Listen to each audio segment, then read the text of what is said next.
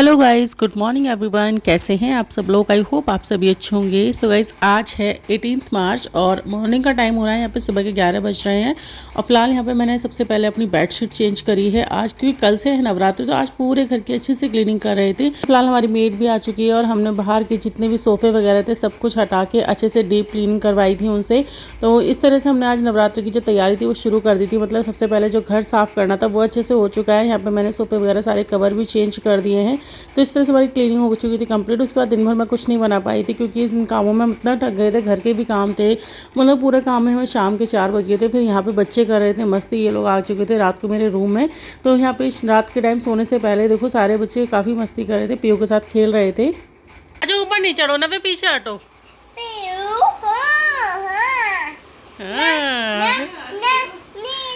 पेट नहीं दबाओ, दूध पी रखा है उसने।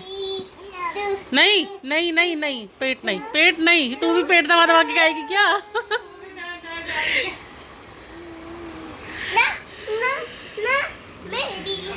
हम डांस करेगी, डांस।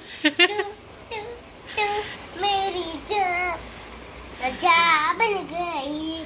क्यों क्यों क्यों मुझे प्यार हो गया। वृंदा को देखे तो कैसा मुंह बना रही है। यूं इकरार हो गई। कसम से तू गंजू गंजू मिंदू फ्लैंकिश करो, फ्लैंकिश। आहा आहा आहा, ओ ओ इतनी सारी इतनी सारी। ये बट बजाया जा रही है नब्बे। ये हाँ, ले ले। नोज का है, नोज नोज बताओ। ओ आइस का है, आइस। Very good. अच्छा लिप्स बताओ, लिप्स लिप्स बताओ, लिप्स। ओ पता चल गया, वेरी गुड। रो रही है दीदी, चुप करा दो, चुप चुप करा दो। रो रही है दीदी, चुप हो जाओ। क्या हुआ नव्या?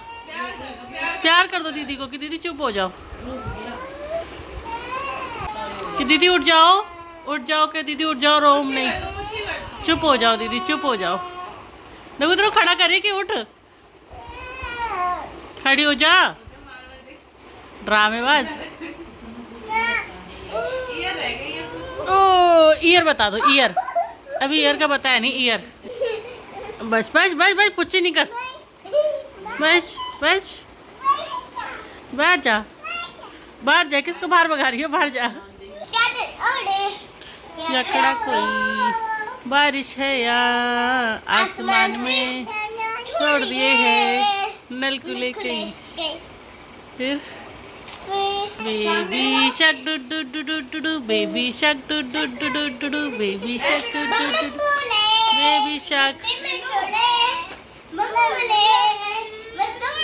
बस तुम देख रही है पीयू, दीदी खेल रही है।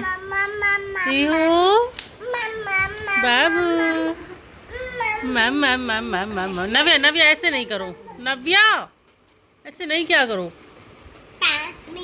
चुन्नी शेड लाओ, चुन्नी लो।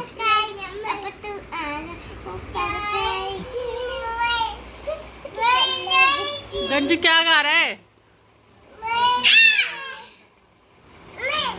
मैं पिटाई कर दे, मारो पिट्टी कर दो।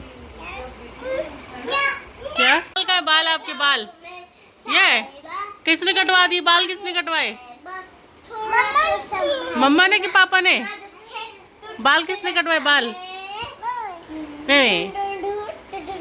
बस बस।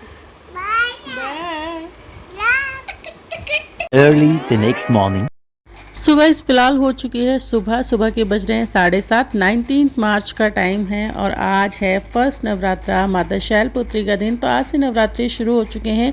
साथ ही हमारा जो हिंदू नववर्ष है विक्रम संवत का, वो भी शुरू हो चुका है। तो आज नए साल का पहला दिन है। तो आप सभी को नववर्ष की, साथ ही नवरात्रि की ढेर सारी शुभकामनाएं।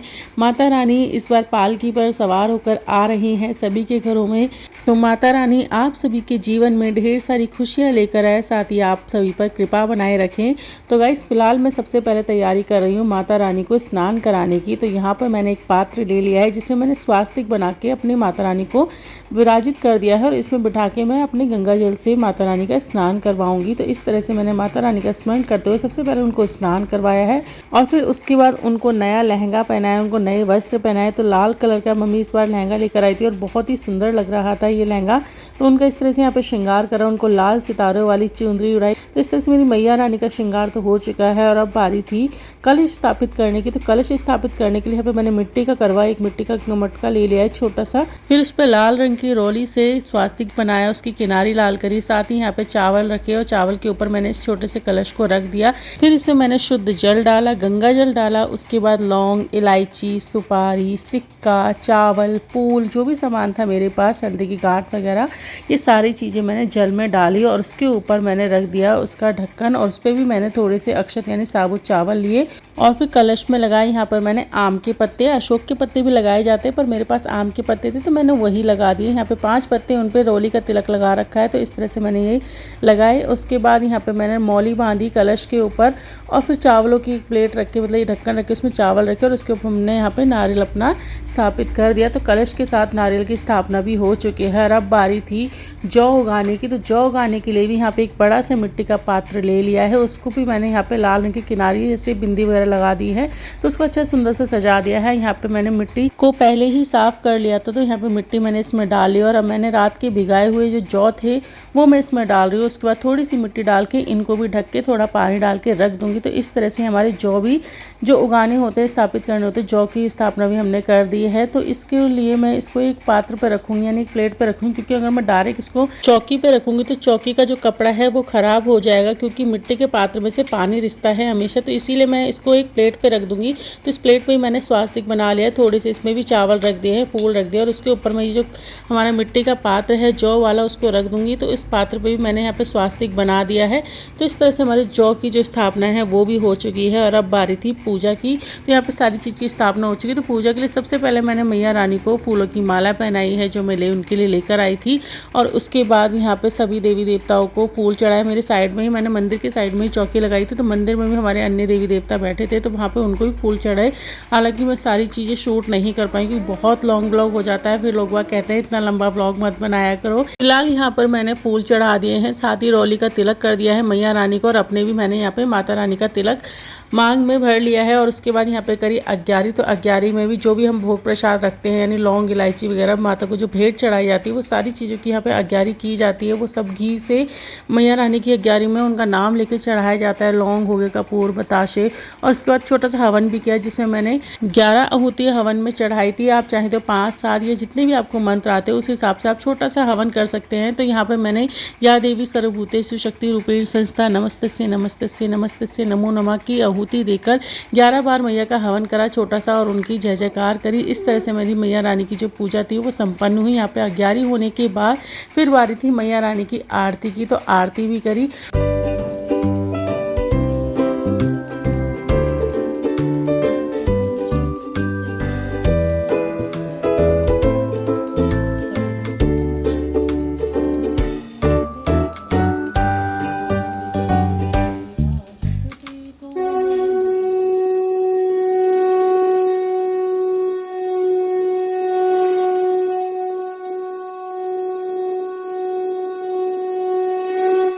सो गाइस दुर्गा माँ की आरती के बाद यहाँ पे मैंने मैया को भोग लगाया। जो भी मेरे पास सामग्री थी भोग में, फल, फ्रूट, और पहले दिन माता रानी को, शैलपुत्री माता को घी का भोग लगाया जाता। तो यहाँ पे सबसे पहले घी का भोग लगाया। बाकी जो भी मेरे पास फलाहार थे, बताशे, पेठा, पंचमेवा, फल, फ्रूट जो भी थे उन चीज़ों का मैंने मैया रानी को भोग लगाया। तो इस तरह से मेरी जो पूजा थी वो संपन्न हुई और मुझे काफ़ी अच्छा लग रहा था गाइस, सच में बहुत ही अच्छा लग रहा था। मन को इतनी शांति मिल रही थी। मैया रानी हमारे घर में आ चुकी हैं तो माता रानी सभी के जीवन में ढेर सारी खुशियाँ लाएँ। तो गाइस आपको माता रानी का दरबार कैसा लगा?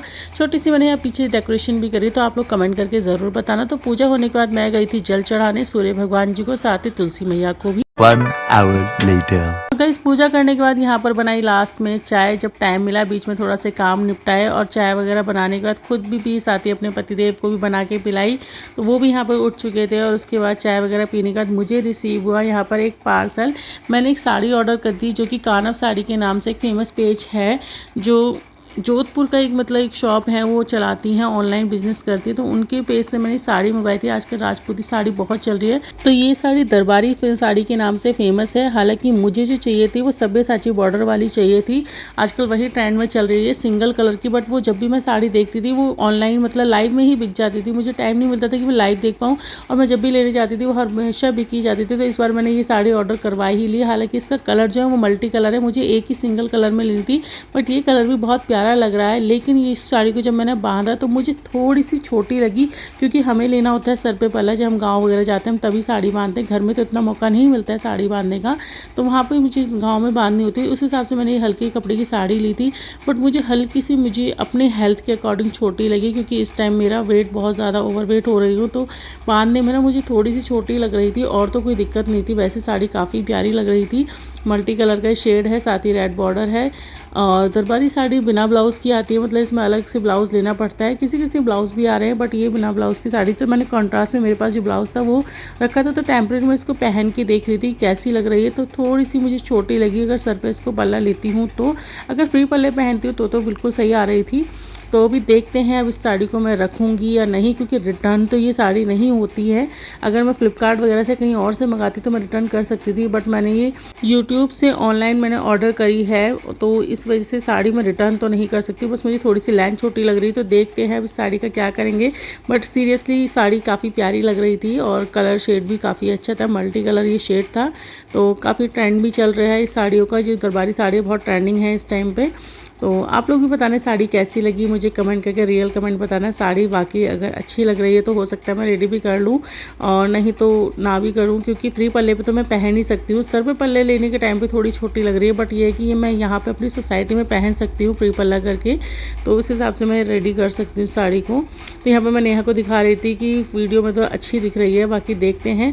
और उसके बाद अब गाइस हो चुका है शाम का टाइम। यहाँ पर शाम की संध्या आरती करी माता रानी का। यहाँ पे शाम के टाइम आरती करने के बाद मैंने पुस्तक भी पढ़ी, क्योंकि मैं 9 दुर्गा में जब नवरात्रि शुरू होती हैं तब मैं सप्तशती का पाठ भी करती हूँ। तो सुबह में टाइम नहीं मिल पाया था, तो सप्तशती का पाठ कभी भी कर सकते हैं, दिन में या तो शाम में पूजा से पहले, या मॉर्निंग के टाइम में जब आप पे टाइम हो। वैसे तो मॉर्निंग में ही करना चाहिए, बट मॉर्निंग में बहुत सारे काम होते हैं, छोटे बच्चे भी है घर में, आप लोगों को पता है, और सब लोग ड्यूटी भी जाते हैं। तो मॉर्निंग में सप्तशती का पाठ नहीं कर पाई थी, तो फिर इवनिंग में मैंने आरती के बाद सप्तशती के पाठ का पहला अध्याय पढ़ा। उसमें कीलक स्रोत वगैरह जो भी होता है, अर्गला स्रोत और दुर्गा कवच, साथ में क्षमा यापन जो स्रोत होता है लास्ट में, और चालीसा वगैरह सारी चीज़ पढ़ी। तो इस तरह से मैंने नवदुर्गा की संध्या आरती के टाइम पे पूजा करी।